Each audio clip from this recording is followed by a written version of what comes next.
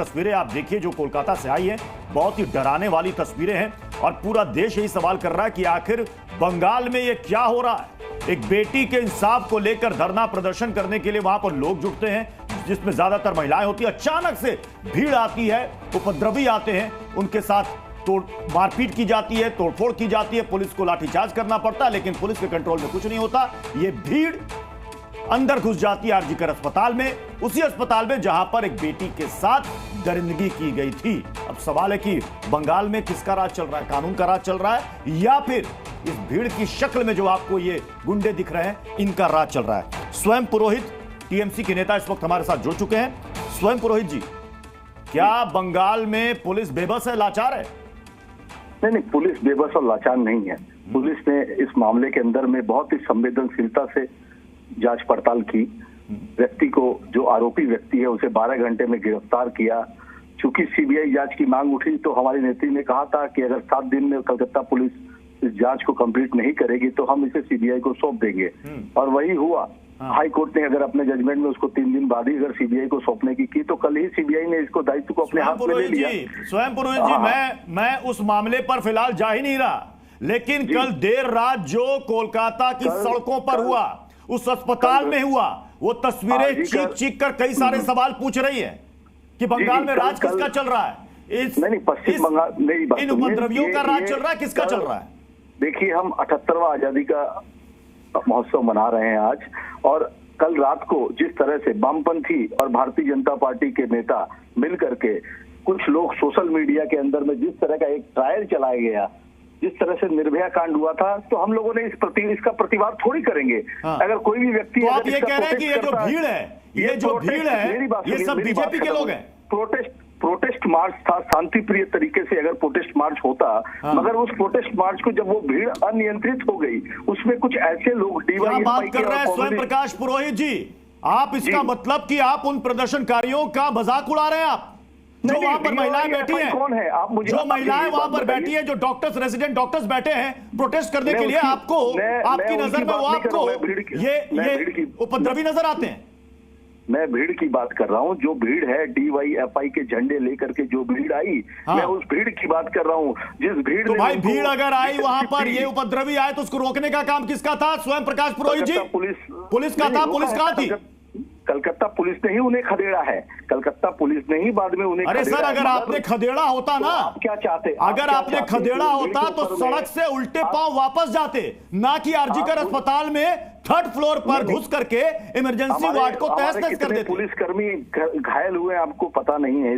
इसके अंदर में हमारे डीसी नॉर्थ, उनको बहुत गंभीर चोट लगी है। सर, ईमानदारी से मान लेने में क्या बुराई है कि आपकी पुलिस इस मामले में पूरी तरह से फेल्योर रही है? अब मेरी बात सुनिए, अगर 5000 आदमी आ जाएंगे और 50 पुलिसकर्मी वहां खड़े रहेंगे तो आप क्या करेंगे? आप वहां पे कुछ कर पाएंगे क्या? ये बात का जवाब सर, जहां किसी भी प्रोटेस्ट साइट पर ना सर, जब प्रोटेस्ट होता है तो वहां पर पुलिस के अतिरिक्त इंतजाम किए जाते हैं, और अगर आपकी सरकार नहीं कर पाई तो ये बड़ा फेल्योर है सर। ईमानदारी से मानिए इस चीज को।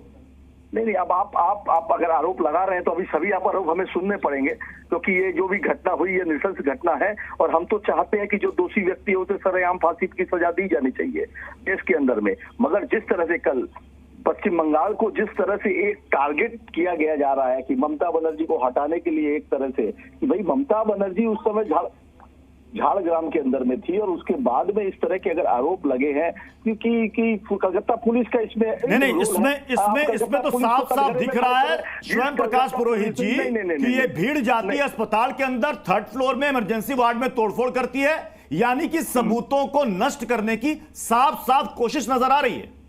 नहीं, सबूत, सारे के सारे सबूत सीबीआई को सौंप दिए गए हैं। सारे सीसीटीवी फुटेज, पिछले 1 महीने के सीसीटीवी फुटेज सीबीआई को सौंप दिए गए हैं। आप पूरा कल सीएम का स्टेटमेंट सुनिए। एक रात भर सीएम सोई नहीं जिस दिन ये घटना घटी। एक मिनट तक इस बात के ऊपर में चर्चा होती। पुलिस की विनीत गोयल, जो हमारे खुद सीपी है, वो खुद वहां मौजूद थे, और हमारे जो डीसी है, डिप्टी कमिश्नर, उनके ऊपर में अटैक किया गया। तो मॉब अटैक अगर होगा तो उसके ऊपर अगर पुलिस गोली चला देगी तो आप ही बोलेंगे। स्वयं प्रकाश पुरोहित जी, आप जांच में तत्परता की भी बात कर रहे थे, और आप मीडिया वाले बोलेंगे। एक मिनट रुक जाइए। हाईकोर्ट का आपने जिक्र किया था सबसे पहले। हाईकोर्ट ने तो यह भी कहा था कि आपने प्रिंसिपल का बयान क्यों नहीं लिया, उनको कहीं और नियुक्ति कैसे दे दी? तो ऐसे में तो बहुत सारे सवाल है फिर, अगर आप कोर्ट की बात कर रहे हैं तो कोर्ट ने पूछा है ना सर, ये जज ने पूछा है कि आपने बयान क्यों नहीं दर्ज किया सबसे पहले, पुलिस इतनी लापरवाह क्यों बनी रही इस केस को लेकर शुरुआत में? नहीं, पुलिस लापरवाह कैसे बनी? आप अगर बोल रहे कोर्ट ने पूछा है तो कोर्ट से पुलिस से या सीबीआई का स्टेटमेंट आएगा अभी तक कोई भी? आप मुझे इस बात का जवाब दीजिए। 3 दिन 5 दिन के अंदर में क्या सीबीआई इस जांच को कंप्लीट कर लेगी? बयान सबसे पहले दर्ज नहीं किए जाते हैं क्या स्वयं प्रकाश पुरोहित जी? 9 क्लास 9 सुनिए मेरी बात सुनिए। बलात्कार की घटना देश के किसी भी कोने में हो वो जघन्य अपराध है। कल बिहार के अंदर में आरोपी को अभी तक नहीं गिरफ्तार किया गया है और हमारे यहाँ की कलकत्ता पुलिस ने 12 घंटे में आरोपी को विद प्रूफ गिरफ्तार किया है।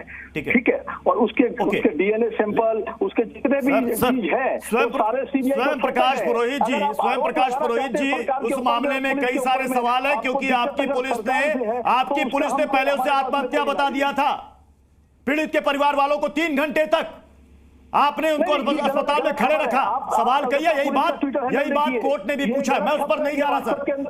फिलहाल जो कोलकाता में देर रात इन गुंडों का नंगा नाच हुआ है पूरे देश ने देखा है, और आज जब आप आजादी का जश्न मना रहे हैं तो देश आपसे भी सवाल पूछ रहा है सर कि आखिर जिस कानून व्यवस्था की हम बात करते हैं वो आखिर इस शहर में कहां गायब थी, ये बताइए। ये आपकी सरकार है ना, आपकी पुलिस है। ये सवालों के जवाब नहीं है उनके पास। जी हाँ, ये देखिए तस्वीरें चीख कर अपने आप में बहुत सारे सवाल खड़े कर रही हैं। मतलब किसी ने सोचा भी नहीं होगा कि जिस केस को लेकर, जिस घटना को लेकर पूरे देश भर में आक्रोश है, जिस अस्पताल में उस जघन्य अपराध को अंजाम दिया गया, उसके ठीक 5 दिन के बाद वहां पर एक भीड़ जाती है, उसी अस्पताल में घुसती है, 3rd फ्लोर में जाती है, तोड़फोड़ मचाती है, जिसकी अभी जांच भी पूरी नहीं हुई है। सीबीआई ने जांच का जिम्मा संभाला है और अभी तक इस मामले में कोई ठोस बात निकलकर सामने नहीं आई। सिर्फ कहा जा रहा है रेप एंड मर्डर। क्या वो गैंगरेप है, नहीं है, इस पर बंगाल पुलिस ने कुछ भी नहीं कहा। अब सीबीआई इस मामले को देख रही है, लेकिन कल भी एक तस्वीर जी न्यूज़ ने आपको दिखाई थी जहां उस अस्पताल में उस सेमिनार हॉल के बगल के कमरे में तोड़फोड़ की गई। कहा गया कि यहां पर मरम्मत का काम चल रहा है। सवाल यही खड़े हुए कि आखिर इतनी जल्दबाजी क्या थी? कई सबूतों से छेड़छाड़ की कोशिश तो नहीं की जा रही है? इस सवाल को पूछे 24 घंटे भी नहीं बीते थे कि रात को ये भीड़ जाती है और ये देखिए तस्वीरें उस अस्पताल में तोड़फोड़ करती है। अब सवाल है कि आखिर सबूत कौन मिटाना चाहता है, क्यों मिटाना चाहता है? पुलिस यहां पर मुखदर्शक क्यों बनी रही? अभी इस वक्त हमारे साथ टीएमसी के प्रवक्ता जुड़े थे, वो कह रहे थे 5000 की भीड़ आ जाएगी तो कैसे कंट्रोल कर पाएंगे? अरे साहब, जहां प्रदर्शन चलता है वहां पर पुलिस के बंदोबस्त होते हैं, अतिरिक्त पुलिस के जवानों को वहां पर लगाया जाता है, लेकिन आपकी पुलिस उस वक्त वहां नजर नहीं आई। खुद डॉक्टर्स ने कहा, हमने वो बयान भी सुना है जहां डॉक्टर्स कह रहे इक्का दुक्का पुलिसकर्मी वहां पर नजर आ रहे थे। कैसे न्याय की उम्मीद की जाएगी, क्योंकि डॉक्टर्स अपने आप को अब सुरक्षित महसूस नहीं कर रहे हैं। सवाल उठ रहे हैं, इतना बड़ा उग्र प्रदर्शन होने वाला था, लेकिन कोलकाता पुलिस को इसकी भनक आखिर क्यों नहीं लगी?